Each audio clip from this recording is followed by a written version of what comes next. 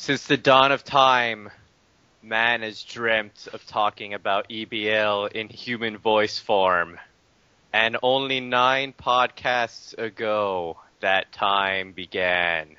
And now it is the 10th time of that time of talking about EBL Podcast. Welcome to the super duper 10th EBL Podcast. That may or may not be any different from any of the other ones. It had a cool intro part. Anyways, Hajj. That is Tyler. With us is Mofo. So, this was clearly one of the busiest trade deadline and even one sim before trade deadlines that I can remember in a long time. Lots of overhauls all over the place. Seemingly like half the league gave up on the playoffs and just threw everything to the top half of the league. Yeah. And so who do you think were the big winners at the deadline? If you had to guess. I would say the long term, if I'm looking long term, it would have to be the Denver trading for Page, even though it's not working out right now.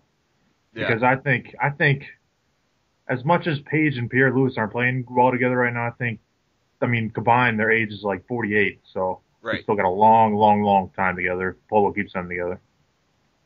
The problem is that he paid such a huge price for Page. I feel like JB really won that trade.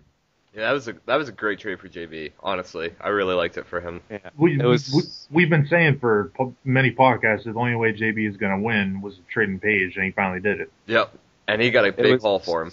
Yeah, it was needed. He needed to shake up his. It wasn't going to work with just Page and trying to sign a free agents that was never really happening, but. He got a lot of good pieces. I mean, Yoder and, Farrell's kind of old, but he can be swapped out later on. Somebody will want him, unless he dies in the training camp. But yeah. You got all those... he'll have a lot of cap room this year, too, for a good free... I mean, JB's not the best at free agency, but... he's way better at drafting. He's not going to have that much cap room because he's got a Yoder's contract and a bunch of first-rounders. No, yeah, I forgot about the first. Yeah. Those firsts will come in handy, though. He's got 2 lotto firsts this year. Yeah, and that's what he does best. Yeah, absolutely. I think that with Yoder, and if Sean Wade takes another big upgrade this TC, I think this could be a really formidable lineup here in just a season or two. Mm-hmm. I think one of the teams I think did the best out of this trade deadline is the Lakers, because they were really just treading water. It felt like to me, but now they have like 5 good starters, and now it's just fill out the bench and just sort of wait and see how it goes next year. He did a good job getting bench pieces like Gary Bell and CJ Leslie in that trade with Baldwin. Yeah, absolutely. So he really built a for sure playoff contender next year. Yeah. I mean, I think O'Neal and White might be one of the best backcourts in the league. I mean, it's hard to really think of any that are much better than those two. Yeah, and the thing is, they're both under 30 too, still. So time with them.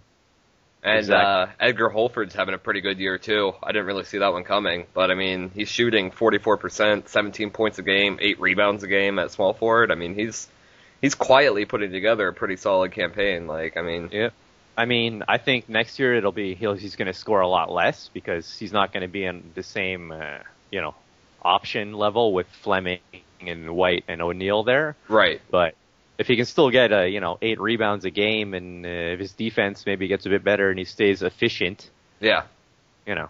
Plus he's 21, so. Yeah. I mean, I just think it's a good sign that he actually shot pretty well this year. His threes are near 40% for someone to be outside. He looks pretty good. So yeah, he does. He's still only 21 too. Yeah, absolutely. Plus, he also helps with Fleming because he seems to have regressed his rebounding a little. So having Jarrett and Holford with him will cover that up a little bit better. Yes, absolutely. Yeah. Although Fleming, hopefully he'll score a bit more because he should be getting over 20 points. He's so weird year to year. One year he scores 20, one year he scores 17, one year 19. He's just very inconsistent. Yeah. I think what's going to hurt Karachi more than anything is if he overvalues Ron Peterson and undervalues CJ Leslie and has the minutes that probably should be going to Leslie to help out with the rebounding and the blocks that Fleming lacks and gives it to Peterson, who just kind of doesn't really do too much. He's just kind of average. Yeah. I would say for this year, I would, obviously he's out of the playoffs now, but I would give those minutes to Leslie ahead of Peterson this year. But I mean, if Peterson gets better, obviously he's going to get better before Leslie does at this time. Hopefully for Karachi's sake. Yeah. But I think Karachi, I agree with you that he's a big winner because if you got a guy like David O'Neal, you have to go for it now. You just can't mess around for 2 or 3 years. You have to put the best team around him possible because he is easily a title-winning #1 player on a team. Yeah, I mean, definitely. He's probably I still consider him one of the best he's still top 3 point guards in this league. I think top three players. I think definitely. Even, especially now that he's got like much improved. I mean, you saw when he had the team on Detroit around him, and they were like the top seed in the East. And they probably could have been a top seed. I mean, look how much worse Detroit is just from taking him out of the team. Oh, yeah, it's horrible. Well, I mean, they took out some other stuff too, but it was mainly O'Neal. Yeah, O'Neal and Randall. Yeah. I mean, anyways, I'm not gonna get on a Detroit tangent. So who do you think is the big winner of this trade deadline, Tyler? Big winner for me. I like what the Lakers did, obviously. I like what Denver did, but going on the opposite of Denver, I know we talked about them a little bit, but I'm gonna pick Portland as my big winner. I don't want to spend too much more time on them, but adding Yoder in there, regardless of what people think that he may or may not be a cancer, we'll see eventually. But I mean, he already has a young talent in Bill Ross there. Sean Wade had a huge TC last TC. Hopefully that'll keep up.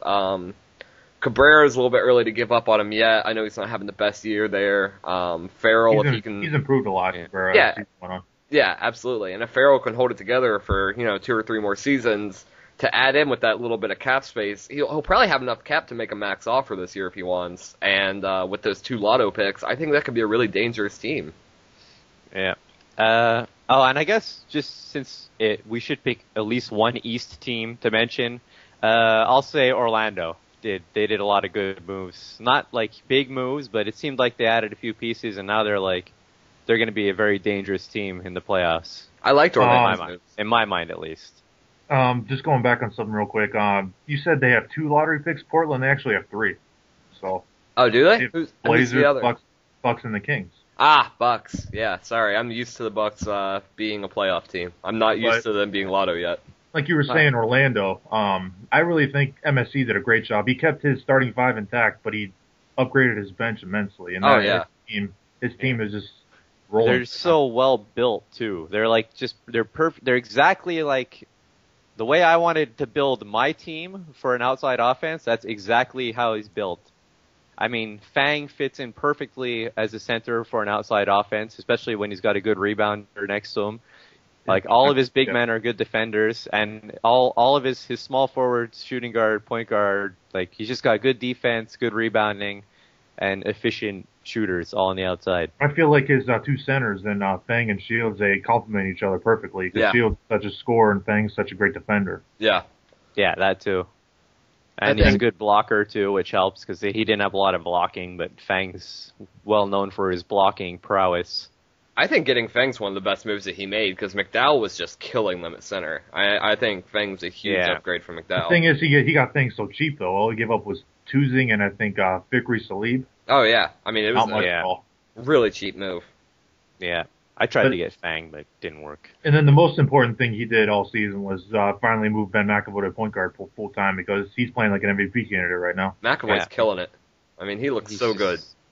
Exploded completely. If he was playing Aaron Harrison too is also playing really good. If McAvoy was playing point guard all year, he'd probably be in the top 5 for MVP candidates right now. I agree with that completely, and I still think he might have a shot. I mean, probably not, but he'd at least be talked about. He just won Player of the Month. That's pretty big. Oh yeah, absolutely. And I agree with Hajj. I think getting Aaron Harrison, that's huge too. Harrison's just such a vile, even having Christopher Lloyd there, it's like you don't even notice it, but he was having a great year for Dallas, and it feels like he got all these pieces, and he didn't really seem to give up that much. Yeah, exactly. He kept his starting 5 intact somehow. Yeah, it's very odd. I mean, it's just really good moves from MSC. I really like it. He's got 5 really, really good perimeter players now. I don't know how that happened. Yeah, I mean, Burton, Cole, McAvoy, Harrison, Lloyd. And he's got all good defenders. He's got great defense on the wings, which is obviously huge in this league because there's just so much scoring comes from those spots. And, and he's got a great blocking center. You got a guy like Ernest Fowler for so cheap, too, so you could just stuff him away for a year or two and see if he develops. Yeah, absolutely. He doesn't even need him right now. Yeah, he's got Fowler and Lloyd as young guys that he could trade later on if he needs to change around pieces elsewhere. Yeah, it's just really well set up.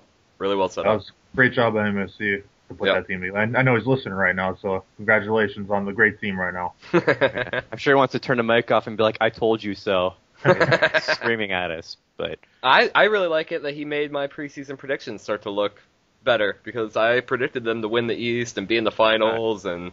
Yeah, but they were in last place at one point. Now they could finish with the 4th seed. And even if they finish in 6th, I would not want to face them in the playoffs. Yeah, I think they're going to be a tough out in the playoffs. Yeah, I agree with that because McAvoy's is so good in one series. Yeah, I think if he gets matched up with the Hornets or the Nets, I think that's an easy first round win for the Magic. Yeah. I'd be surprised if they didn't get past the first round unless they just totally tank the next sim and finish in the bottom 2 seeds. But I don't see that happening. I don't either. So some of the other trades. Dallas made a bunch of moves. Dallas, they basically blew up their team. They got the one move. Probably maybe my favorite move of the deadline was getting Dale Smith and Pete Harris from Utah. Yeah. I like that a lot. Because Pete Harris, although Dub said he doesn't rebound very well for a small forward, but eventually, if he moves to shooting guard, Pete Harris and Dale Smith's going to be a great backcourt for the future. I think Pete Harris can make a great shooting guard, an absolutely fantastic shooting guard. I think his defense goes up there. It does. It goes up to A-. So that's really, Pete Harris has really performed well for the Mavs since going there. Yeah, I like Dale Smith still, even though he kind of got a bad rep or whatever there for a while. It seems because of those playoff losses with the Knicks, but Jazz. And he Jazz. lost one with the Knicks. Oh, did he? Yeah. Oh, my bad. But you can see even his numbers last year. He scored almost 24 points, 9.5 turnovers, only 1.4. 9.5 turnovers. 9.5 assists, and 1.4 turnovers. Yeah, that'd be a lot. That was last year. If his defense can get better, he could be. Well, I don't think he'll ever be the best point guard in the league, but he could certainly be a point guard on a title-winning team. Yeah, I was one of his most vocal haters before last season, but I thought last year in training camp he must have just broke out. And last year he was a great point guard. The thing and that's now always he's the same player as this year, but he's just not getting the chances. The thing that's always scared me about Dale Smith is that even though he plays well, his attributes aren't that strong. I think if he had one, even a mediocre, kind of below average TC that put him down just a tick or two, I think that could really hurt him. That's why I've always been kind of scared of. Yeah, he is a little bit he seems like he's on the border of being bad and good, but he's worth the risk. Oh yeah. Whatever you're going to give up for him. I like him more than Christopher Lloyd, right now at least. Oh yeah. So I'd rather build around him. I like how Chris Brown. Than Doc Brown. Yeah, his rebounding is better too. I don't know. I like the way that Dallas is set up. They have some good young people. Yeah. We also have to talk about one of the biggest moves in EBL history was Boston and Oklahoma City basically changing teams. Oh yeah. Yeah. That's right. Oklahoma City starting 5 for 27 draft picks in cap space. I love that deal for Baldwin. I like it for Droppy, but I don't love it for Droppy. Yeah. I think that's huge for Baldwin. That really. Yeah, especially if Chuck Lamberson ever gets better on defense, he could be a very high level small forward because he can score and he's very, very efficient at scoring too. Oh yeah, and just grabbing all those first and clearing all that cap. Baldwin talked to me about wanting to just kind of reset his team, and this was the best way to do it. You don't get more of a reset button than this. You're never going to get an opportunity like that to dump all those contracts in one trade. Never again. Yeah, he's going to have cap space. There are people that he can bring back after he signs his new guys. He can still bring back guys like Chumlee and Goodwin and Hamilton. And maybe Anthony Bennett. Yeah, Anthony Bennett. He's still got some good players. They're just good bench players. He still might make the playoffs this year. He's only 2 back right now. Yeah. I think the thing that hurts him the most is the fact that when he made that trade, the Wizards were a little bit out of the playoffs. The Magic were, a little bit out of the playoffs. And now they're both like set in the playoffs. They don't have any lotto first right now unless the Jazz fall off. So, what about the Bulls? Are they in the playoffs? No, they're lotto. They're not only out of the playoffs, they're going to be sinking probably. Yeah, pretty rapidly. Yeah, he's got the Bulls. I was looking at the way they separated the trade, and I thought it was the Bulls 28 first, just the way it was separated. So, but it'll be good to see. We'll really see the chop. Baldwin's drafting chops because he's not a guy that's ever really drafted ever, really. Right. Or really had cap space ever. Yeah, and I remember the only time I remember having a lottery pick, it was not very good. The guy he drafted, I can't remember who it is now. Cole Aldrich. Yeah, Cole. Well, there you go. That pretty much sums it up. Yeah, he started him on a title team. That wasn't that bad. Well, it wasn't great, but it wasn't that bad. He was a guy starting on a title team. Is the best thing I can say about Cole Aldrich. Hey, that made Nate Britt popular at one point. So. Yes, that's true. But what do you guys think about it for Boston's side of the trade? I don't know. It seems Evans and Iverson. It's just something's not right between those two. Well, Evans is dead right now, and Boston won 8 straight games after he got hurt. So yeah, see, that's what I'm saying. That's just so weird to me. They just can't. That team's better without Tyreek there than they were with Tyreek. And Tyreek's a 24 point per game scorer. Shooting great percentages, great defender. That's just so weird to me. I don't know. I think it's like a too many cheap sort of thing. When the two of them are there, it's, you need to have like the main guy and then the B, and Evans isn't really a B guy. He needs to be your main guy, preferably at point guard. Even now, he's probably better at point guard than he is at shooting guard. Yeah. In my opinion, at least. That's what it feels like to me. But it's so weird how a team goes from starting Evans as shooting guard to Michael Blodgett as shooting guard, and they get way better. Right. It makes no sense. It's got something to do with chemistry. Yeah, it has to. But it'll be interesting to see who Droppy moves next year, because, there's no point in keeping Evans and Anad and Blodgett. It seems kind of like, overkill when he could trade those pieces out for a big man or some other player. Well, Evans still might retire. You never know. I know he has 3 years left on his contract. It's possible, but he is 36. But he seems like he could just keep playing forever. He's 36 and he's scoring efficiently. Yeah. I don't know. I think he's still going to play the rest of his contract, though. I'd be shocked if he retired. That's so much money to walk away from, even though it's a video game thing. Yeah. I don't know. I like the trade for Boston, but I don't understand, it's working out for them now that Tyreek's hurt and they're playing well, but I don't understand the mindset going into the trade of how you're going to throw your ship, all your picks, all your cap space, for 5 players who are on a, sub 500 non-playoff. You know what I mean? Yeah. I think he just looked at all the talent together and he figured that Baldwin was using them and that he could use them better. I guess. He did add, it was like the Oklahoma City with Perry Jones and Blodgett added in, and Desmond Wells, I suppose, to a lesser extent. Yeah. But maybe when he comes back, he could use Evans as a 6th man. That might work Blodgett's better. playing so good at shooting guard. We know Evans can play pretty much everywhere off the bench. Evans really can't play small forward anymore. His rebounding's so bad. Yeah. Wow. I think if you were only playing... It seems like when he's starting with Iverson, it's not working, so maybe it's something to consider as an option. Yeah. I think at some point you have to, so... Maybe he should move Iverson in the offseason. Oh, yeah. I'm sure he could find somebody that'll want... you could get a haul for Iverson. I don't know. I was talking to Baldwin about it. He was trying to shop Curran while he was considering this deal. He said he couldn't find a market at all for him. It's just interesting. He's talented, but you also feel like you're going to have to overpay to get him for someone that's sort of seems more like on the decline. He's not going to get better again. Well, I think what's hurt his trade value so much this year is his field goal percentage. It's way down from previous years. Yeah. His career average is 47%. That's for all 10 years in the league, and he's shooting 43 right now. That's not good. Just look at his 3-point percentage. It's ever since he went to the Thunder, it's dropped almost 80 points. Yeah, it's crazy. Yeah.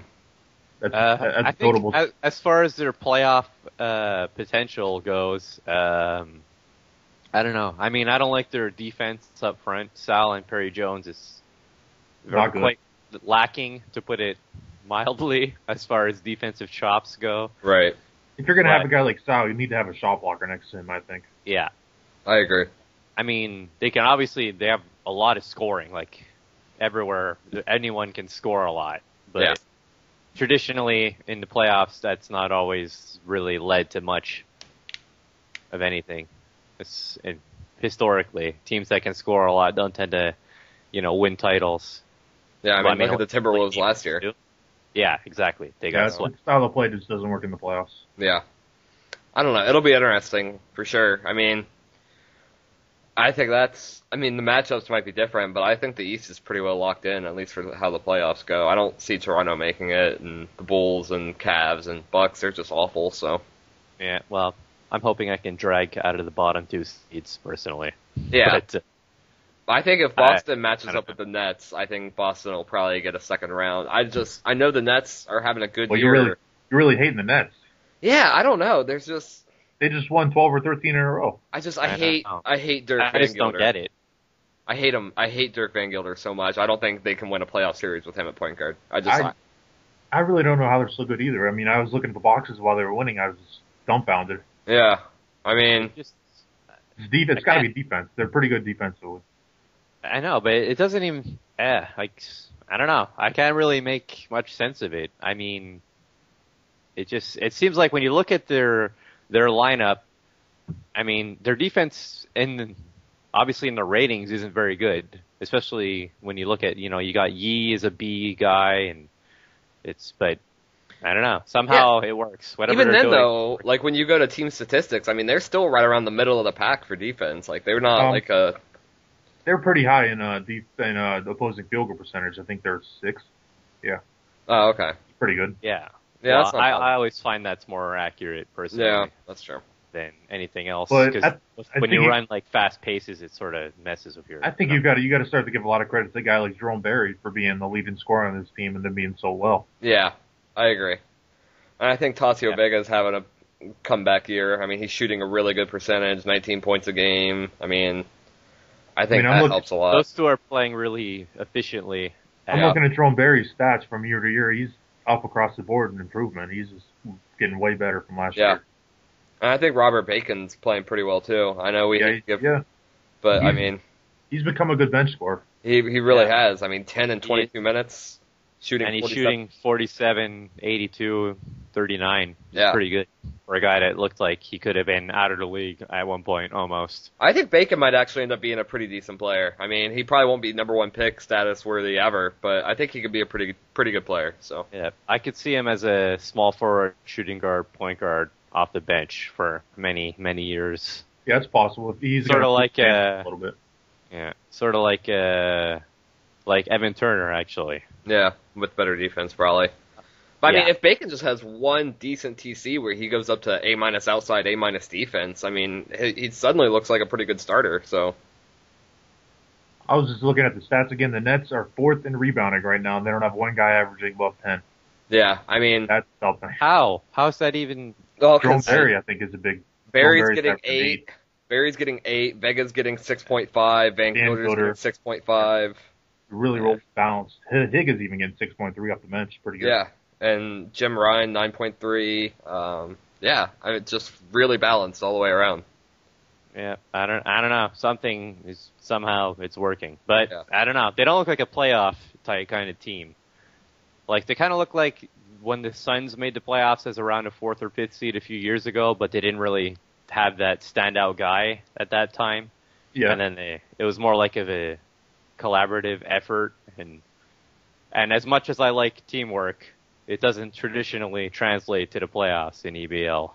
Yeah, I don't know. Like the Nets, I think if they match up against the Magic, they're going to get squashed. I think if they match up against the 76ers, they'll probably have a pretty good shot.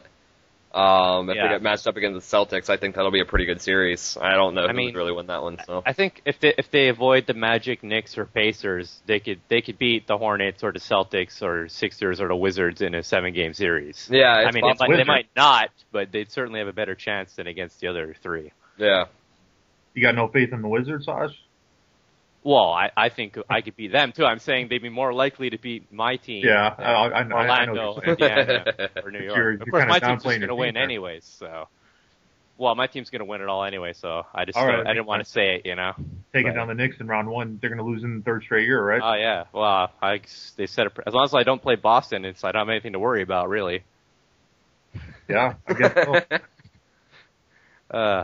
so. One more team finishing up the trade deadline I want to talk about is Toronto, because they really like completely changed their future. Yeah, it's a lot different. It's a lot different. I know they had a CPU roster for this sim, but did you guys see Josh Grundy's stats? Yeah. Wow. 28, 6, and 9. Wow. Well, I've always thought Josh Grundy is pretty good. Yeah, I've always been high on the Grundy bandwagon. He's always been an underachiever because you always expect so much more from him. Yeah. But I think, now that he's really finally going to be like the guy. Like I feel like every other team he's been on, he's never really been able to be the top option, and maybe that's just the kind of player he needs to be. Like when he played with Cool, and then on the Magic, he was never really the top go-to guy. Right. But I mean, on Toronto, like this is his team. He's the guy. They have nobody else but LeBron, maybe. Well, I mean, they have other like good pieces. But nobody who can challenge him to be the guy. Yeah. I think as the top guy, he could be one of the better players in the league. And he's still only 21. I mean, that's kind of a stretch, I think. One of the best players in the league. Well, maybe not one of the best players in the league. I think he could be. But he's still 21, He's, I know, but he's about to get. There's no doubt he's about to get maxed in the off season. He's got to be way more consistent to live up to that contract. Yeah, that's true. Not in EBL, he doesn't. Yeah, that's true. I've seen people way worse than Grundy get paid maximum money. Yeah, it's significantly less talented than him. Yeah. But I don't know. His value. He is a bit of an underachiever, but I don't know. I think he's going to turn it around. I have a lot of confidence in his abilities. Plus, he's a good defender too, which I like. Right. Yeah. And he's got a lot of size for a point guard at 6'6" and 222. And Toronto's going to have a little bit of cap room. I think they might have enough to make a max offer in the offseason. Well, they have 6 picks right now. That might take some money away. Yeah, that's what I'm saying. I think they'll have enough for one though, because they only have. It's close. I'm not good at math, so I don't even want to pretend. Yeah, I think maybe they could offer one other max, but especially after Grundy resigns, they're gonna. Yeah. I'm sure they'll be hoping he resigns and Kaufman. They might have to pay him some money too to hang him around. I doubt they'd pay much to keep Kaufman around. I mean, Marcus Cousins, that contract finally ends. $28.3 million. He could retire this year, actually. Yeah, he might retire. I tried starting him for a sim, and it wasn't good. It wasn't pretty. Oh. But don't hate on DeMarcus Cousins, though. He had a nice career. Oh, he did, for sure. But is he a Hall of Fame player? That's the real question. I think it could be. He did average 19, 11 and a half, and he's got a ring. Look at how many seasons he scored above 20 points a game. That's pretty significant. Yeah. Actually, when he won a championship, he was almost like the best player on his team, and that's pretty rare for a big man to be basically the guy on his team and win a title in this era of point guards. He's kind of been overshadowed by Favors because they came out in the same class, but he's had almost pretty similar career. They've won the same amount of titles and almost in the same role. If anything, Cousins had a bigger role in his title win. Well, maybe not. Well, I wouldn't say that. Yeah, no. But I always wanted to see. I mean, when you remember that Magic team, he was the top scoring option. Yeah, it was him and Irving. Yeah, him and Irving, and basically the Bucks it was Favors and CP3 and Granger. Yeah. And Granger was there too. But that's why I said he might have had more of a influence on his title win. He wasn't better than Favors, but I always wanted to see Cousins and Favors in their prime on the same team. I think that would have been fun. Unfair to everyone else. Well, that's what Philly's kind of hoping for is with Zimmerman and Thomas eventually, I think. Yeah. Those results aren't exactly screaming right now with the nosedive they've taken. No, Zimmerman's still young, though. You got to give him a lot of time. Yeah. But it feels like every year that Philadelphia seems to take this bizarre post-All-Star game nosedive. I don't know. And it doesn't really make sense. I don't really get it. It's not like he changes it around or anything. he just went 2-11. I mean, how do you go from being so good to so bad? I don't get it. Once them, his defense is horrible. Yeah, it's not like he really it's not like he alters his roster a lot.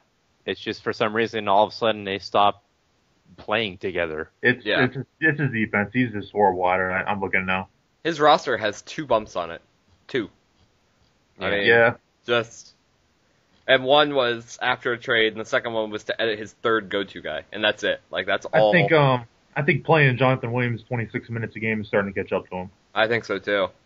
But that's not really his fault. He only has him on the depth chart as a backup small forward. Yeah, but Bees has lost a lot, so they don't play him as much. Yeah, he just can't start anymore.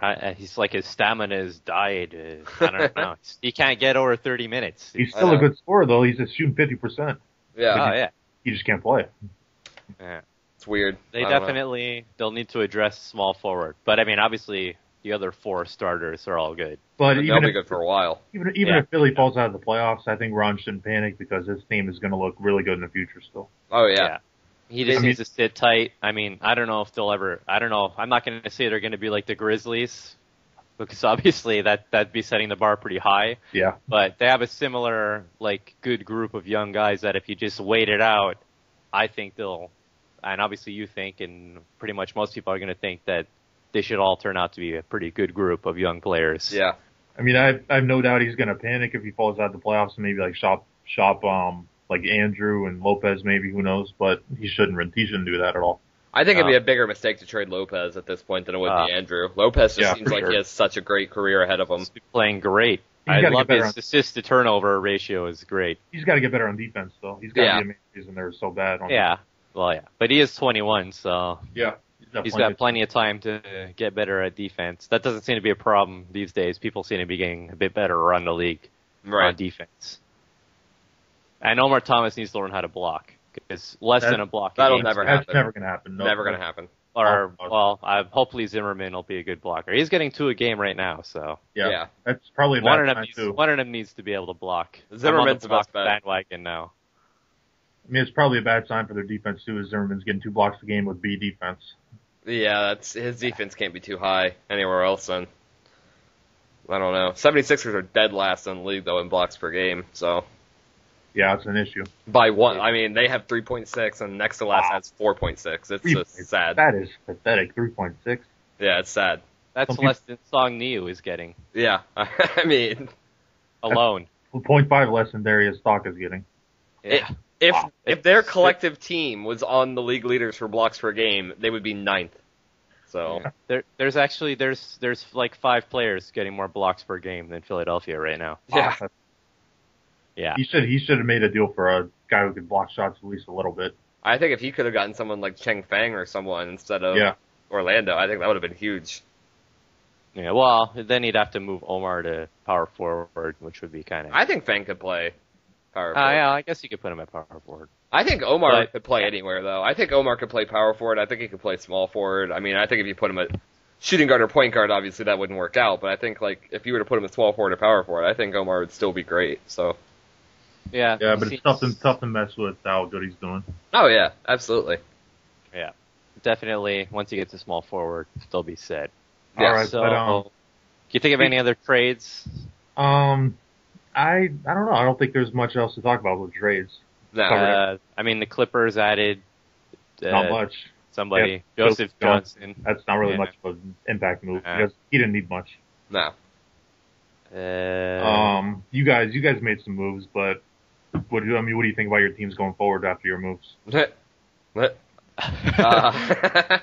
Tyler obviously loves his team, as you can tell by that reaction. Getting Wiggins pretty big. Wiggins had a great sim for me. I will say that. So I am at least content. I think he averaged over 10 rebounds. Yeah, I mean against the Nets, where was that game? He had 26 points, 20 rebounds, and 12 assists. I mean. He had a great sim for me. He's a very good rebounder. I don't know. I'm changing it up this sim. It's one of his most underrated attributes, actually, is that he's consistently been just a great rebounder for a small forward. Oh yeah, he's phenomenal, really. I had him a small forward in the league. I had him playing a shooting guard this sim too, and he still did all that. So yeah, he's tall, and he obviously has hops. Yeah, as the kids say. I don't know. I mean, it's like I'm trying one last lineup. I'm starting Tommy Robinson this sim. Oh, you should be starting Miroslav. I've it's got what the people want. Everyone's on the Russian bandwagon right now. I like him. I like his scoring ability. Miroslav ended up playing more than Isaiah Austin did last sim, and I mean he did. That's always so. then. I hate Isaiah Austin. Just so you know. Too. And then I got Steve Harris off the bench this sim. I'm starting Avid Buteau at shooting guard. So.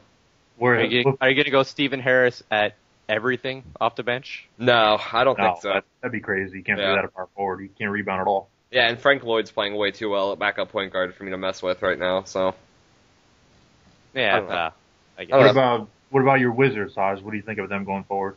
Well, I really, even though we only were 13-9 since my overhaul, I feel like the team is a lot better. Like we're really tight. We haven't been really blown out. Maybe 1 or 2 games. Right. The Nets we can't beat. I don't know why. I'm done trying to figure out why. But the only other loss we had was to the Spurs, and we were 6-1 at home.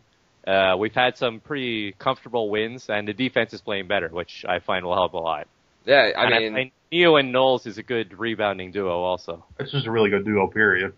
Well, yeah. I just noticed how good your last sim was. I mean, you only lost to the Spurs twice, the Magic, and the Heat. I mean. Oh, and the Celtics. Celtics.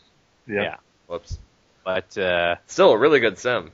So no, I feel like my team's got much better defense, which is what I wanted to do. I like New. His scoring is it's not gonna be reflective of how much he's been scoring for me, and an outside offense is an option. Right. And the efficiency numbers are going up slightly, especially Shannon Scott's been shooting a lot better. But I mean, hopefully, obviously, I'd like to win a title, but realistically, I think this team is better built to compete in the playoffs than the way my team was before. I agree, for sure. Completely. And I really like the blocking up front. It's obviously, we have great block. Well, I think anytime you add someone like Song New, I think your team's gonna take off. I don't know what it is about Song New that makes him so great, but he's just blocking. He just seems like a game changer. Just complete game changer. So.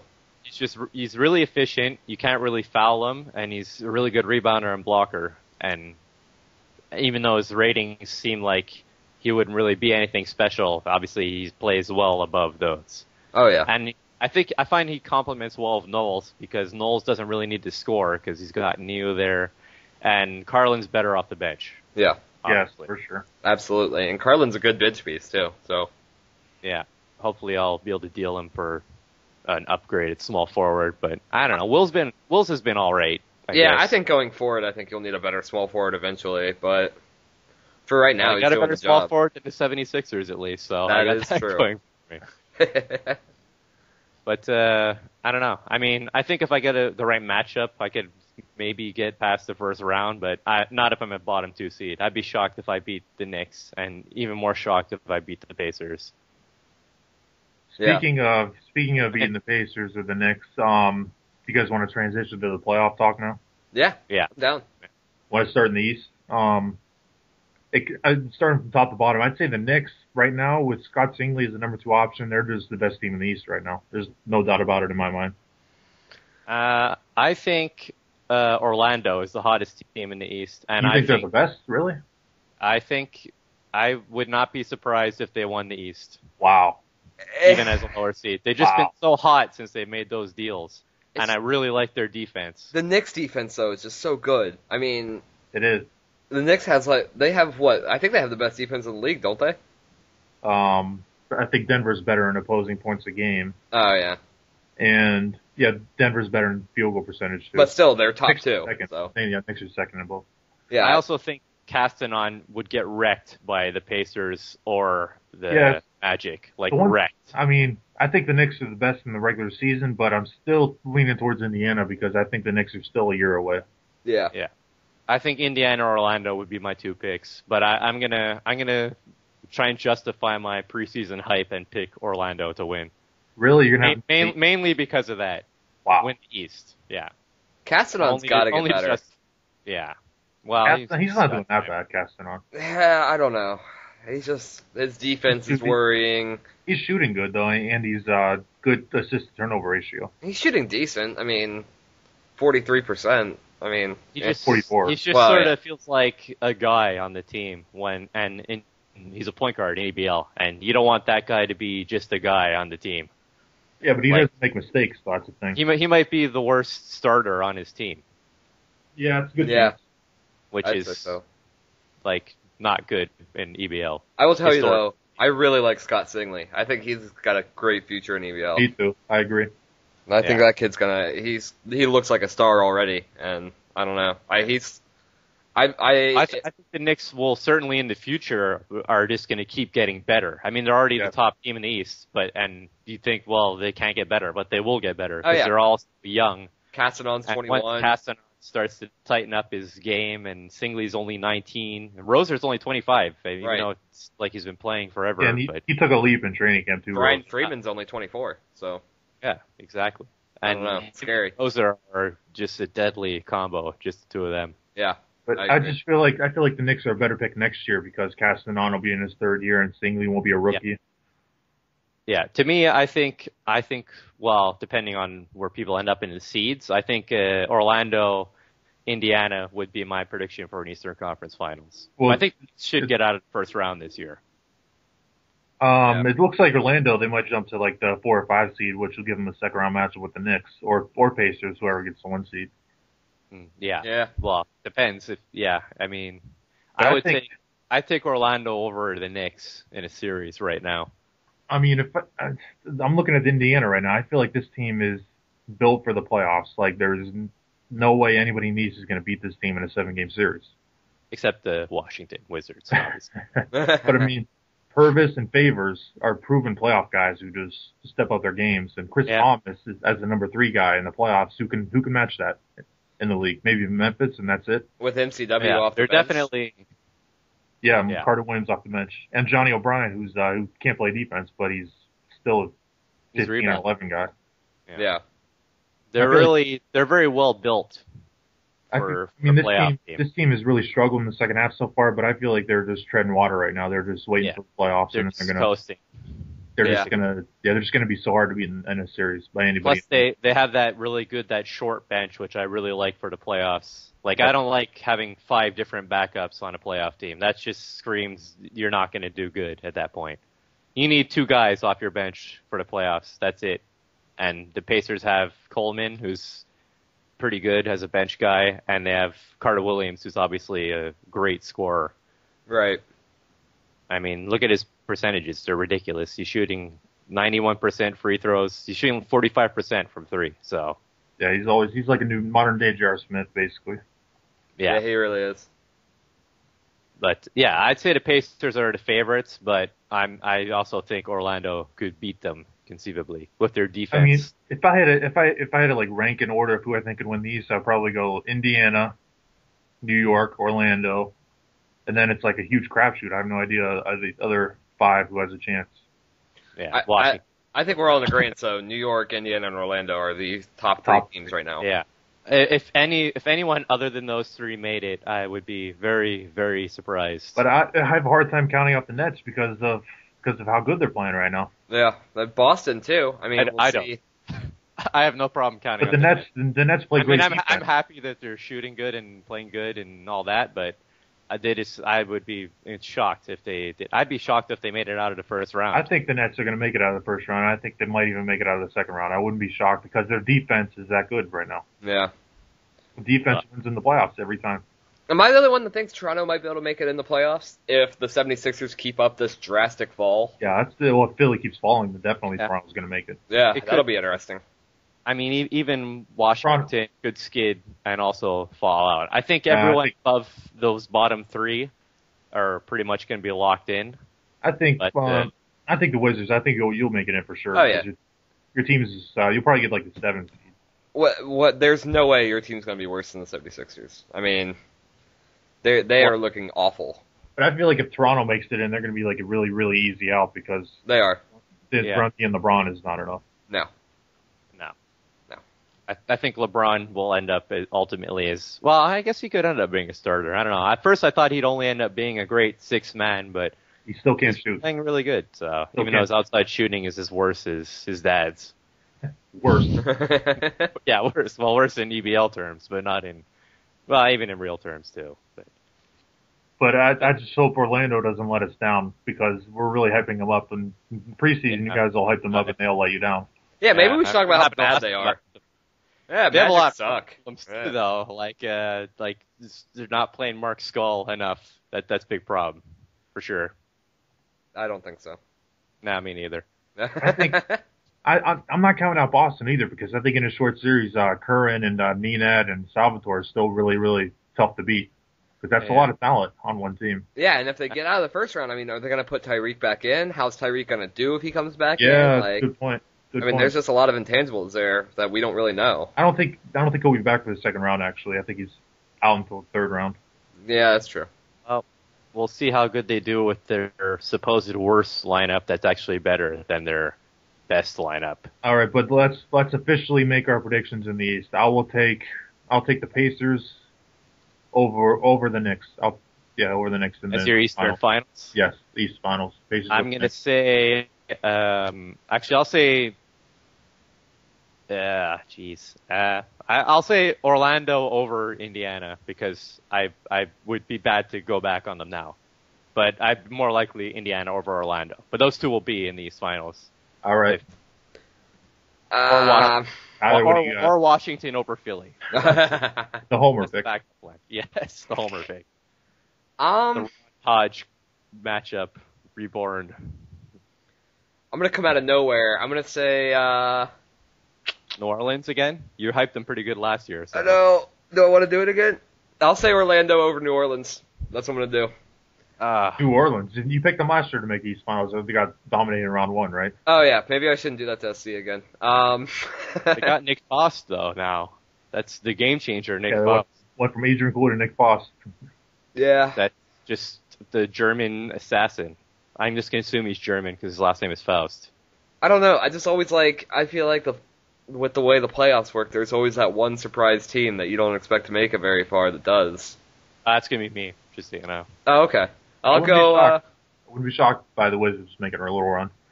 Yeah, I wouldn't be shocked if they make a little run, and I wouldn't be shocked if we got swept in round one again for like. No, I don't think we get swept. Your team's too good right now. Yeah.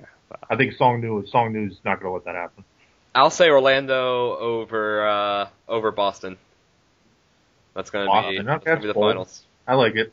The only teams I can't see making a run whatsoever would be Philly and Toronto. No chance either of those two are doing anything. No. Yeah, I agree. I mean, Toronto would be like Josh Grundy would be like MVP in my mind if he got that team to the Eastern Finals. Because I mean, it would be him doing it. Yeah, that'd be crazy. Sure. If he could carry a team that mediocre to the freaking East Finals, then then he deserves all the maxes in the off season. Oh yeah, all of them. He should get like a double max special with a side of fries. So the West. Yeah, moving on to the West. The West is really, really fun, I think. It is. Really fun to see what happens in the playoffs. I think we can all agree everyone below the Kings and below are probably not going to make the playoffs. Yeah, obviously. Sorry, Tyler. Sorry. Wait, what? Oh, okay. I know. It's rough. Yeah, I know. And it seems like even the gap from the Suns to the 8th seed is pretty heavy. Everyone from the Suns up is in. The top 7. Oh, yeah. Unless they go, like, winless. I think even then. I think if the Jazz actually set a lineup, they should get in ahead. Yeah, he set a lineup for last time. Oh, well, if he plays Lyle Devane more than, like, 5 minutes a game or whatever he's playing now. Keep in mind that Narn is out for half the sim. Yeah, that's true. So that could be a big factor. They have to start Jimmy Garoppolo point guard again. Oh, God. That's... Oh, no. Oh, no. I think my problem with Utah is they're just not using Devane enough. They need to find a way to keep giving him minutes. I mean, this team is stuck on defense pretty much. That's pretty much a given. When you look at, then they got Nairn, Adonis, Lyle, Devane, and Virgil Williams does not scream, we will stop you from scoring. So why not just get Devane as many minutes as you can? Because where can you really play him at? You can only play him in the back of small forward and shooting guard. Well, I would consider starting him and then one of the other guys as a bench guy. No way. Virgil Williams is way too good to bench. I agree. Well, bench Adonis then. Adonis is way too good to bench. Then use Nairn. I don't know. One of them's got to be. Then use Devane. I don't know. I like Devane as much as the next guy, but there's little doubt worse than at least put him ahead of Tane's son. I mean, come on. I agree with that. Yeah. Really, Tane's son. Tane's son's having a pretty good year. No, he's not. Look at his shooting percentage. He's only playing 10 minutes a game. You can't really count him as a good year. No, he's doing fine. He's a decent scorer, but that's it. He's not shooting very well. Oh man, I just went over some of the box scores for the Jazz. Jimmy Guerrero at point guard. I would like to see Oklahoma City make the playoffs just because I like when Baldwin just keeps making the playoffs every year. Yeah, him and Denver. Yeah, pretty much. I mean, it'd suck because then he'd be one behind Denver and will never catch up because Denver will never miss the playoffs ever again. This is a rarity because the Bucks are going to miss the playoffs. They've made it 14 times so far. Yeah. Well, I'm going to be coming up the rear on them. You and the Magic are going to get number 13. Yeah. Of course, some of those were JB, so technically, I have the most playoff appearances of any East GM. I'm just saying. Yeah, that's true. Well, I never made it past the second round, but how many did I make? I made 12, right? So okay, we have about the same until I think this we're tied right now. Yeah. But I don't think we should spend too much time talking about Utah because they're going to get swept in round one pretty easily. Or Oklahoma City. Do you think OKC can make a run past them with this assemblage of talent they have? Because Narn's hurt. That's the only reason why Oklahoma City's got a shot. Yeah.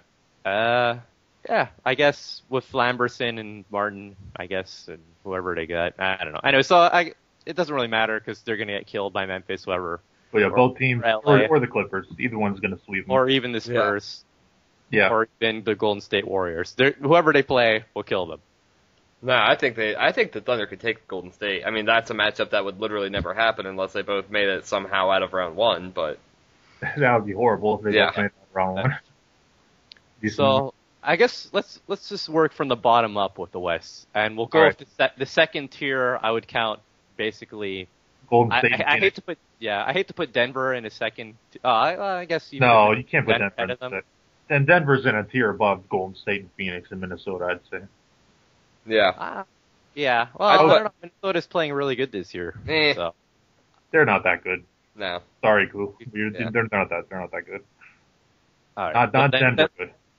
All right, then let's have a hypothetical of those three lower tier teams. Which one do you think would have the best chance of winning a playoff series? Well, Minnesota. Easily. That's not even a question. Yeah, easily Minnesota, but I mean, I just don't think they're on the same level as Denver and San Antonio and the Clippers and Grizz. No.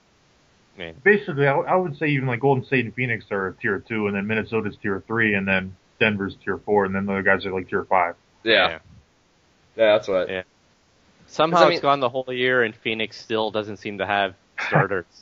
That is so funny. Still, Henry Moore's actually playing a little bit more. Yeah. Daniel Meacham's finally given up his spot as sort of starting point guard. But Henry Moore, he's not very good yet. He's still got a ways to go. Right. I'm interested to see where, if anywhere, Blackshear ends up because he still could be somewhere. He seems like he should be somewhere on a playoff. Well, I guess I can't say playoff team because the Suns are into playoffs, but it feels like he should be moved somewhere else. Yeah, he's still got at least 2 years left.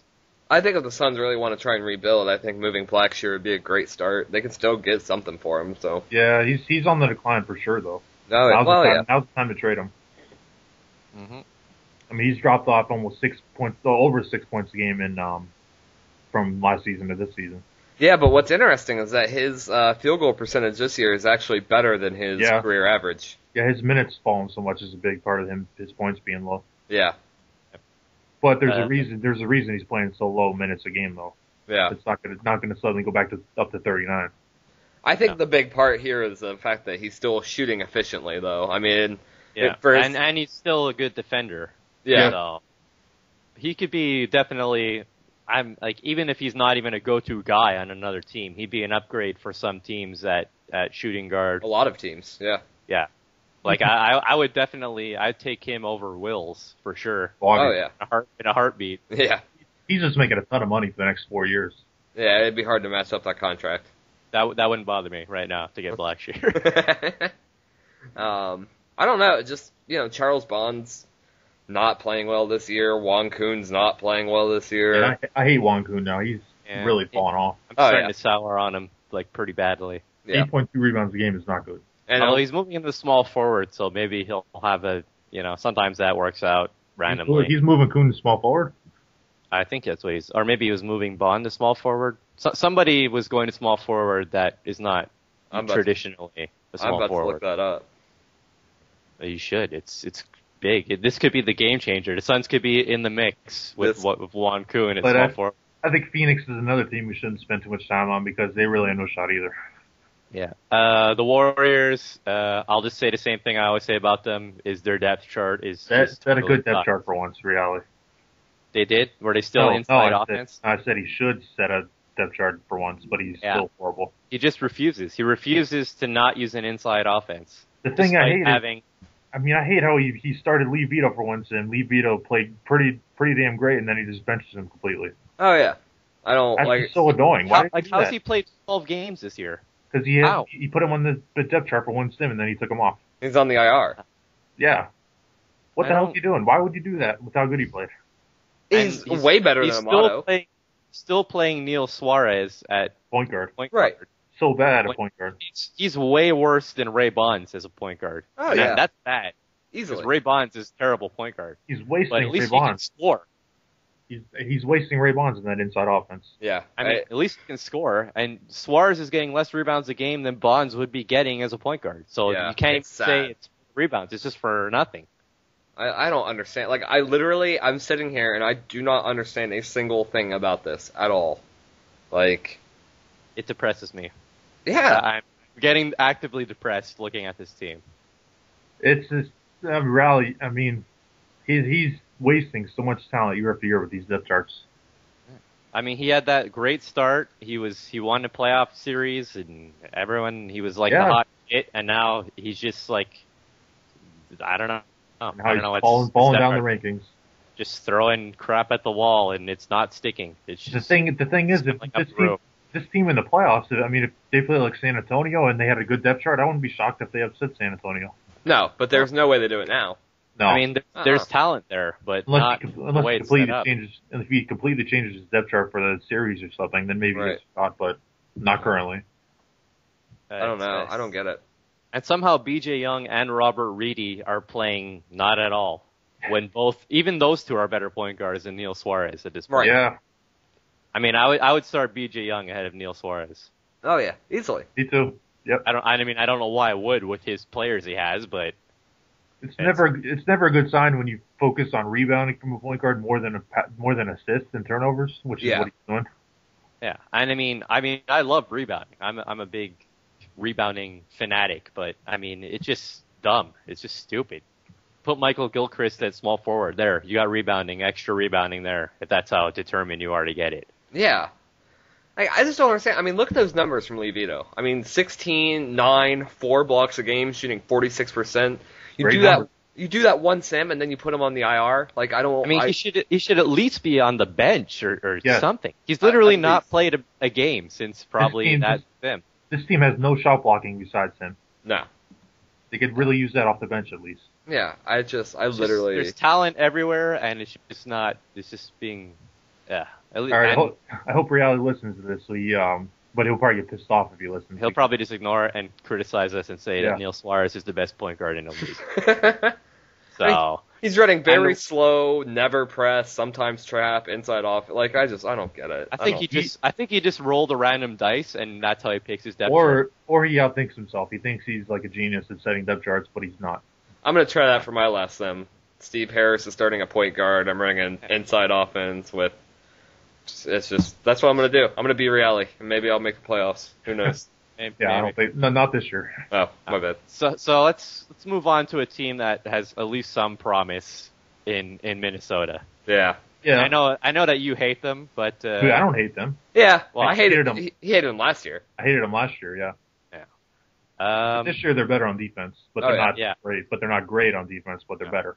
But I think adding Cooperman could help a lot off the bench. Yeah, but he's not really playing much. I mean, Tyree plays 39 minutes a game, so there's only 9 minutes available. Yeah, that's true.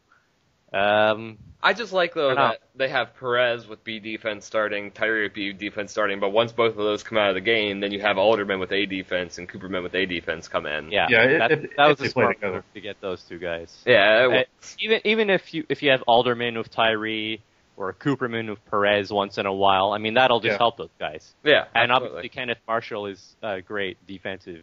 Oh, yeah. I feel like he kind of. I mean, I know he tried really hard to get a center, but I feel like he dropped the ball a little bit by not upgrading on Cantor.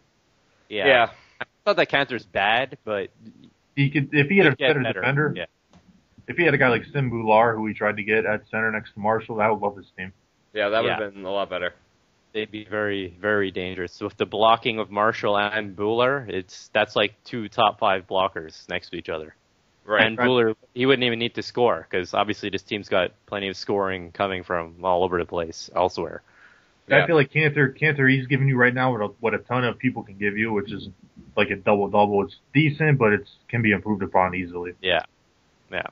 But Sip's playing good. Even though he still turns all over a lot. But he gets so many assists that I don't even really care that much anymore. His assists keep going down and his turnovers keep going up, though. That's an issue. Yeah. And he's shooting pretty good, so yeah. He's a great player. He's an MVP candidate for sure, but Right. But his But what odds would you give them on beating Denver? What would you give those odds? 20%. I'd say 30, 35-ish. Yeah, I'm going to say 40. I'm going to go with the bold higher because Denver has no point guard. Do you think it's Irving is done? Yeah. I think we can all agree that he's going to play Irving in the playoffs, though. Oh, yeah. But I think that Irving is like, the days seem to have passed him. I mean, obviously they still have Lewis and Page. And Domingo can score, but he's also a liability on defense. He is really a liability on defense. That he could get torn up pretty bad, but I think Perez and Sip can destroy the Nuggets. It's just a matter of how bad Pierre kills Tyree. So, which is usually and I think bad. Page is going to have a really hard time because against Marshall. Yeah, that's a great matchup. It's not going to be easy. That's not an easy. I mean, I know he's a dominant power forward, but that's not going to be easy to score on. I look forward to that matchup, Page against Marshall. Yeah, I do too. Yeah.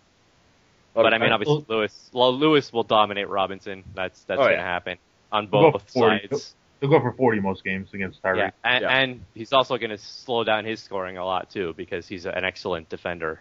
But this might be the one year that Perez and Sip can make up for the lack of Tyree scoring with their lack of defense. Well, that's why I put Minnesota at a 40%. Yeah, I think they can beat Denver. Personally. It's not like going into last playoff season where Minnesota just looked like they were kind of going to be done. Like if they matched up with the Nuggets, they were going to get killed. But I think this time, I think they can really make it work. I think it's possible. Yeah, but I mean the thing about Denver is even with Domingo playing, they're still so good defensively. They're first in opposing field goal percentage, first in opposing points a game. They're just and that translates well into the playoffs every time. Yeah. I just can't see Minnesota I should never really doubt them, but it could happen. But I feel like I don't Denver think they've ever not got out of the first round. I don't even remember the last time that happened. That's a bit, yeah. I feel like Denver, they're kind of overlooked right now, which is weird. Yeah, they are. Like as a title contender, they're overlooked. Well, I would say they'd be a dark horse this year as far as title contenders go. Last time I said that they won a title, so there you go. There you go.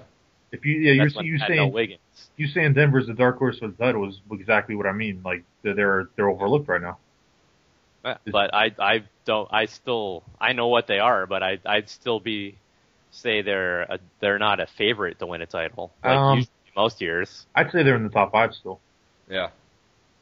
I'd say they're ahead of the Knicks probably. I'd say they're the 5th team. Yeah. After the top 3 in the West and then the Pacers. Yes, I agree with that. Moving on to the top 3 in the West. What do you think about the Spurs' chances now? I like the Spurs. I really do. I mean, trying to repeat. I don't know if I guess they could repeat. It wouldn't shock me, but they seem just a little bit worse. But not bad, but like just a little worse. Like Hamilton's sort of passing game is sort of down. That's because he played 2 Sims as small forward because of that. Yeah. He still has a lot of turnovers though. Yeah, his turnovers are an issue. And Joe Brake's defense could be a bit of a factor. Yeah, but it wasn't a factor last year against against like Wiggins, who did pretty well. True. But I think Tyler Herron is playing great. Oh yeah, for what he needs to do. Definitely. I've always liked him. Tim Craig isn't doing too bad either.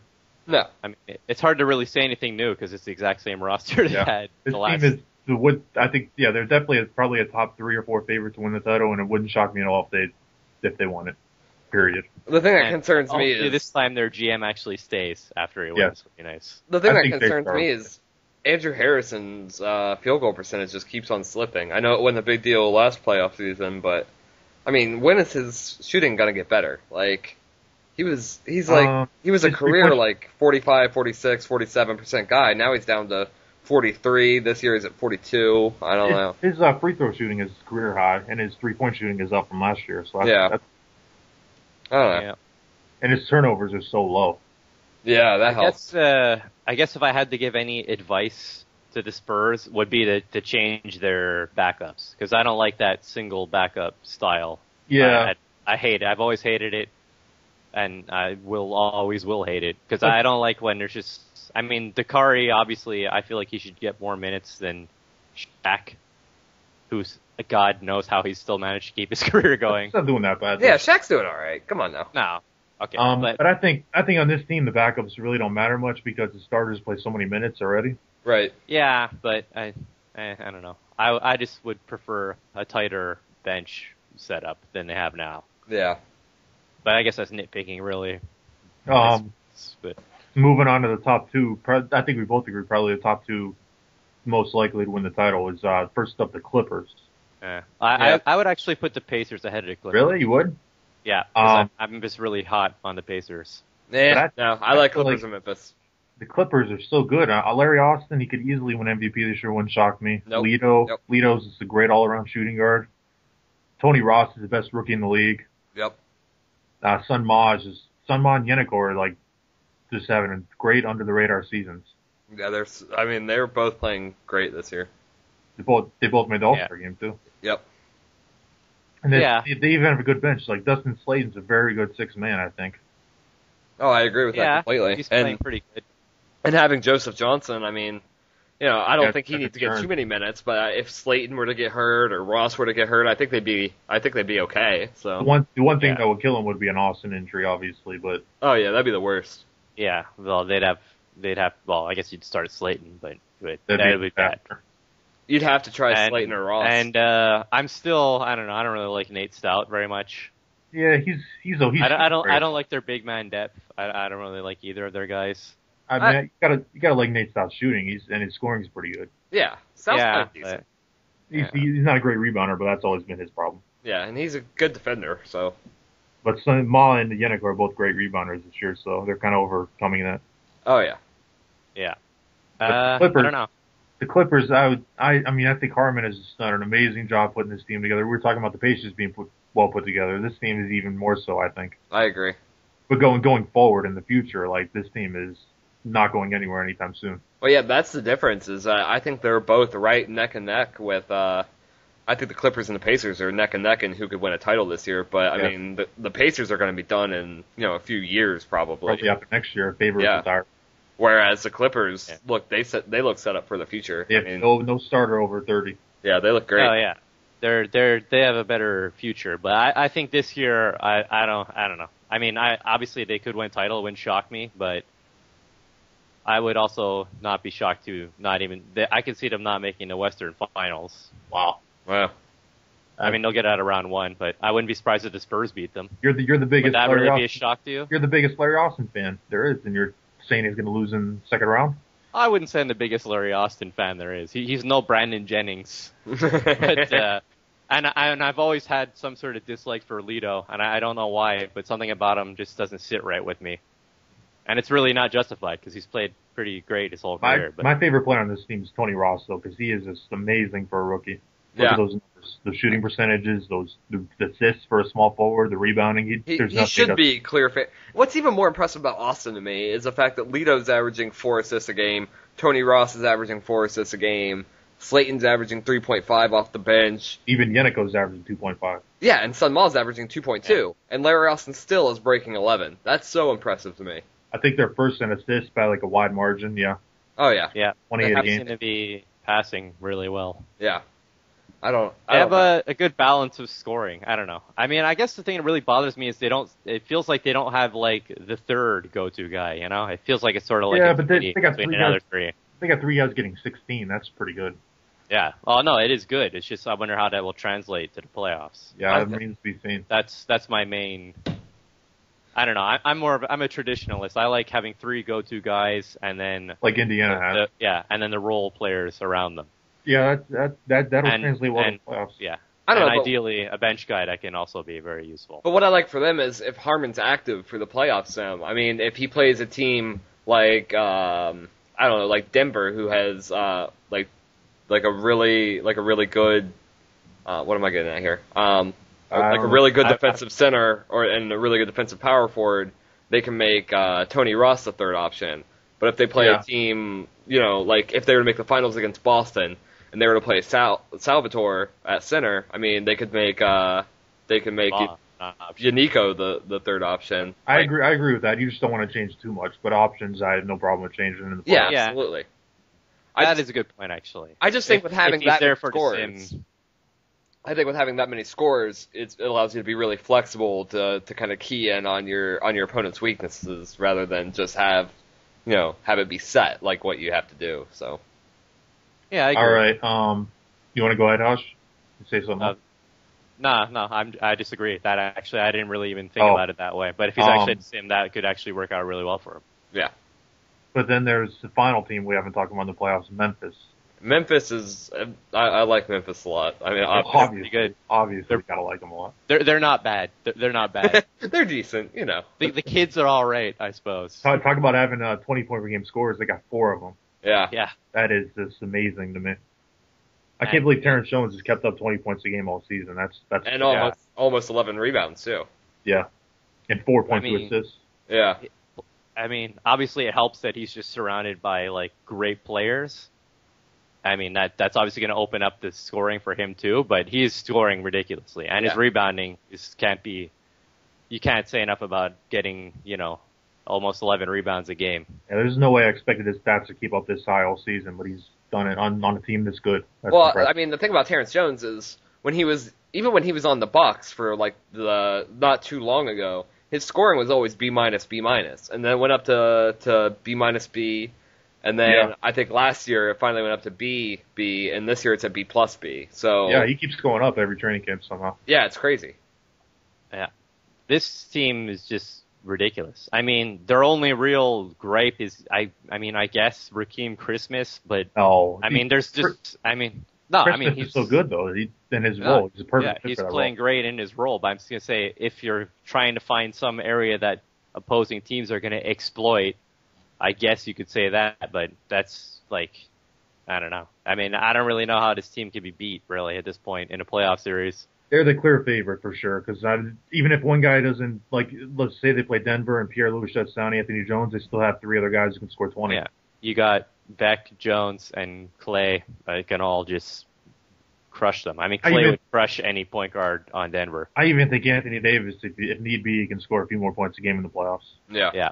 I mean, the only hope would be if you had some sort of elite big man combo, I suppose. But even then, it'd be tough to deal with all those blocks and rebounds up front. Yeah. I mean, this team is just one of the most talented put together in a long time, for sure. It was just, and it took patience. It took not being a trade whore, and it finally seems to have paid off. He traded for Jones and Davis, though, to put the team but he didn't trade Beck, Jones, or Clay. Right. And I'm sure he thought about it after those first round losses. I'm sure he was itching and getting the itch. I'm just saying, if Memphis doesn't make it out of the first round or even the second, if they don't make it to the Western Conference Finals, there's something wrong with the actual Memphis team. Like that's an absolute failure of a season. He'll have to petition me to move him or something. Yeah, I think at that point, I don't even know if you could disagree because there's some serious issues. It would be, I would just be shocked. I don't even know how that would happen. But this team is, I mean, they're great in the regular season, but even in the playoffs, they have like a guy like Anthony Davis who made the finals before. They have Lorenzo Clay who's won 2 titles. They have Terrence Jones who's won a title before. Yeah, exactly. even like a guy like Beck and Jones who haven't had much success, they got guys next to him who have had success. Yeah, but now they're in their fourth year. Those guys. Yeah, exactly. They're ready to win. This team is just completely ready to win. What's really got to finally get Andrew Bynum a ring. Oh finally. yeah, that too. That's the most exciting part for you, right? I'm thrilled. I love Andrew Bynum. What's really gonna hurt here is if Beck or Jones were to leave in the offseason. Oh yeah, that would be killer. Beck especially. Oh yeah. But I like Anthony Jones a lot too, though. I was just saying. I think Jones would be more likely to leave actually because. Well, I guess not. His play for winners pretty high. Yeah. Well, I guess it'd just be random pretty much either way. Beck's loyalty is pretty high, so you're probably right that Jones is most. But I think realistically, you'd think that Jones, if there was personalities put into it, he might not want to be the third banana, which is basically what he is right now. He's still getting 23 points a game, and he's an all-star. So, yeah, and he's on the best team in the league. So he should be an all-star at least. So now I think it's time we actually make some predictions here in the West. All right. Denver wins again. That's my usual. That's my default prediction. I'm gonna say one of the Grizzlies and Clippers don't make it. I'm gonna say the Grizzlies win the West and they beat Denver in the West Finals. I don't even know if that's possible. Well, I guess Denver would have to lose. Well, no, actually, I'll say the Clippers. No, you're right. If Memphis finishes second, that could happen. I'll say the Clippers get the 1 seed. Yeah. Yeah, I'm gonna say Memphis beats the Spurs in the Western Finals. Yeah, it's a very, very realistic possibility. Yeah. Not exactly the most thrilling prediction in the world, but now Tyler picks Minnesota over Phoenix, right? Uh-huh. Crazy. No, I'll say the Clippers over the Spurs. That's what I got. I could see all three of those scenarios are very likely. I could see all of them easily. Yeah, I guess if I had to make a bold prediction, I guess I could see Minnesota beating Denver, but they probably won't. But I could see that, and it wouldn't. No chance of Memphis, the Clippers, the Spurs going down to round one. No, not at all. No, okay. Not even a little bit. Maybe if Golden State set their depth chart properly, and they keep the 6th seed, possibly. Maybe. If that happens, they could maybe get an upset. But I don't see Phoenix, Utah, or OKC winning. I would be absolutely flabbergasted. So so my finals prediction is the Pacers and Grizzlies. What's yours again? Each yours? I got Orlando and Clippers. You guys, I have Orlando and Memphis, and I'm going to say Memphis gets it done. How many games? I'm going to say 6, because the East is tougher than they seem the last few finals. Although not last year. Well, not so much last year, no. But the last 4 before that all went to 7 games. And the West has won 5 straight finals. Yeah. Yeah. I'll take the Clippers over the Magic in 6. You got the West winning too. I got the Pacers and the Grizzlies, which I would absolutely love to see that finals. Oh, I would too. Yeah, that'd be really good. And I'm gonna take the Pacers. I'm gonna in a rematch of from whenever 2000 way back when 2016 when Shadow had his best year before this one. I'm gonna take the Pacers to do it again and beat the Grizzlies in 7. Yeah. On the back of Derek Favors dominating the big men, because that would definitely be the one advantage that the Pacers would have. You got Favors versus Anthony Davis. And even O'Brien is a pretty good scorer, so he could be huge if that was a finals for them. If he could step up and score, I think that would help a lot. I would love that finals point guard matchup would be Lorenzo Clay versus Rodney Purvis. I mean, does it get much better? Yeah. Maybe Austin versus Purvis in the West Finals would be better, but I don't know. Yeah, well, I think Larry Austin or Clay or even Hamilton again against Purvis would be great. And even the way McCabe's playing would be good too, or McCaboy or whatever the hell his name is. McAvoy. There you go. That guy. All right, so I think this is running long, but you want to discuss GM of the Year real quick? Real quick, I wanted to bring up something on the Spurs. Because I noticed Gary Hamilton's turnovers are huge, and then I heard Hajj point out how low Harrison's are. Do you think there's something to the computer playing Harrison at point guard instead of Gary Hamilton, that maybe Hamilton would be better suited at shooting guard? I mean, Harrison does have A handling, and Hamilton's got B, so the computer in that mindset you think Harrison is a better point guard. But then they went like 8-2 both times that Harrison started at point guard. Well, I mean, while I think Harrison could play point guard effectively, and at this point, like he couldn't early in his career, but I think he won a title at shooting guard last year. That's his best position. Yeah. So. And I agree that it's Harrison's best position, but I'm just wondering if having Harrison starting at shooting guard helps them enough to override Hamilton's turnovers at point guard.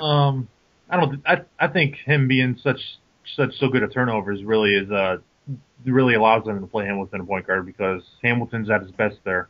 Yeah. So you could live with the turnovers. I like Hamilton less at shooting guard than Harrison at point guard. Yeah. That would be the way I'd have to put it. I don't know. It's just interesting to me. So. All right. So it is interesting. So GM of the year, real quick. What do you guys have to say? Oh, J-Star, look, he won 70% of his game. He's 32-5 at home. It's definitely GM of the year right there. But I would say my top 5 candidates right now. I think number 1, 2, and 3 are this real race, which is Shadow, Moron, and Harmon. Yep. Yeah, those three. You could flip like a 3-sided coin and try to figure out who can win that one. Vote. Yeah. But then you also got to give a lot of credit to SC. I think, considering he lost Cool and he's but I would say JBB first because he put that team together really well. Yeah. I mean GBB. I thought you said JB for a second. I was gonna say that last place team. Yeah, I would say I would put GBB fourth and SC fifth, and I had no idea who to pick first for the other 3. I think if MSC has a strong enough sim, I'd put Shim. If MSC has a strong enough sim, I'd put him at MSC. If he can get to like 45 wins, that'd be pretty impressive after how he started. Absolutely. I'd throw my weight behind Moron because he's changed his roster a lot, and obviously for the better because you could just see how much better they are than last year. And I mean, it's not really Shadow's fault because he would have been stupid to change much other than adding T Jones. But, he kept almost the same core. So I don't know. He added really T Jones and Anthony Davis, though. Yeah, those are 2. Oh, yeah, that's true. He did add Davis. That's why, and Harmon added Tony Ross and Yannico and Larry Austin. So yeah, it's so who do you tough. vote for? I just want to give it to all 3 of them and say you all deserve it. Yeah. Well, I'd vote for Moron because I think he almost literally has an entirely new starting 5. He does, but his team's worse right now than Memphis and the Clippers. Yeah, but they were one of the worst teams in the league last year, and those teams were not. Yeah, I agree. Yeah, the Clippers, it is a huge Clippers were all good last year. Clippers, they missed barely. They missed by like 1 game. The Pacers are just bad. I don't even know how they managed to get all these guys. Yeah, he did a great job. Which is the reason why I would vote him GM of the year. So when I look at a team from 1 year to the next, and I don't know how they got all these new players, that's usually. I would go. I would go Memphis. I'd go Shadow. Shadow. Yeah. Shadow didn't make the most changes, obviously, but I think the 2 moves that he did make were the biggest. Like getting Terrence Jones and Anthony Davis was literally huge for his team. Like I can't think of any way that he could have gone about this season any better. It's just I also had the computer as a sleeper candidate, but his one sim in charge of Boston and Utah sort of soured me on him. Yeah. He did a really good job with the Spurs. Yeah. Until they started to go over. So kudos. Who do you got? Well, like I said, I got those 3. If I had to choose between Moron, Shadow, or Harmon, I would probably have to. Oh man, this is like pulling teeth. I don't know. I know.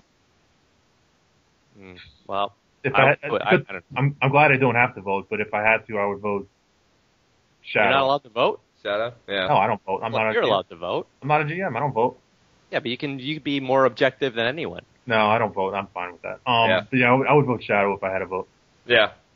It's just so tough. Like, I wouldn't. We need to get together as voters and set up a system to where we can make it a 3-way split between Shadow, Harmon, and Moron, and then be good. Yeah, I don't believe in rigging elections. That's just wrong. We'll see who wins it. I mean, we'll let the EBL universe decide who wins it. Yeah, it'll definitely be interesting. To send your votes to hashtag like EBL Shadow, EBL Moron, or EBL Harmon. Yes, or EBL SC, because I'm sure he's going to be really pissed that we didn't give him enough hype. You can tout your votes. Yeah, Please don't tout your votes, though, because I will ignore them if you do that. Not that I count the votes. Yeah, I'm the one who has to view them if they're like that. Would you really want people touting you? No, I do not want people to tout their votes. There you go. I think all right. I spoke. This is running 90 minutes now. You guys want to wrap it up? Yeah, absolutely. Yeah. This is the magical 10th podcast. Unfortunately, we didn't get as many guest stars as I would have liked. I was hoping to have Magoo come in and rant about why not me. I think me and Tyler are planning something big for next preseason, like an article with like 4 or 5 people or something in the podcast. Get you and Magoo and someone else involved in it. Well, there you go. As long as it's not Magoo. Yeah. Because he seems like he would just be making noises in the background. Yeah, it wouldn't be funny after 5 minutes. I think Koo would be. Sorry, Koo. Wow. Maybe one without Mofo, because I don't want them to like start trying to stab each other over Skype. But yeah, I'm excited for next podcast. I think we could do something big for the off season. I'm excited for the playoffs. I am excited. Yeah, I'm very excited. I'm not even in the playoffs. I actually like my excited. team for once, which is good. So, like, I'm not even in, and I'm looking forward to this just to see how it all plays out. I can't wait. Yep. Can't wait to watch this. It could be the end of the Denver stranglehold. Or they could just win again and make everyone shut up about. Yeah, and then about everyone falling off. He strangle everyone. Oh, it'll definitely be interesting. He could take down like the Clippers and the Grizzlies and the Pacers on the way to another title. Wouldn't shock me. This is one of the most interesting playoffs we've had in this version of EBL, I think. Yeah, I agree. It's so competitive. Yeah, there's just a lot that can happen. Yeah, especially the East. Yes. It seems like, who knows and what's going to happen. It's like a heavyweight battle at the top of the West. I want to see who wins. Yeah. It's really interesting. Out. All right, so, I think that's about it, right? Yeah, absolutely. Yeah. All right. So don't forget to vote for GM of the Year. Yeah, vote for GM of the Year. Get your votes for GM of the Year and check out next podcast. It's going to be fun. Yeah, hopefully this is up by the time we by whenever. Yeah, well, it'll be up tonight. Hopefully it's up tonight. Yeah, I'm sure it will be. So I have faith in you after the past few. At least it won't be out of date because there's no trades that are going to happen. Yeah. See, that's the best part of this podcast. It's just it all remains relevant. So until Sunday, yeah. Yeah, absolutely. All right. See ya. All right. Bye, guys. Bye.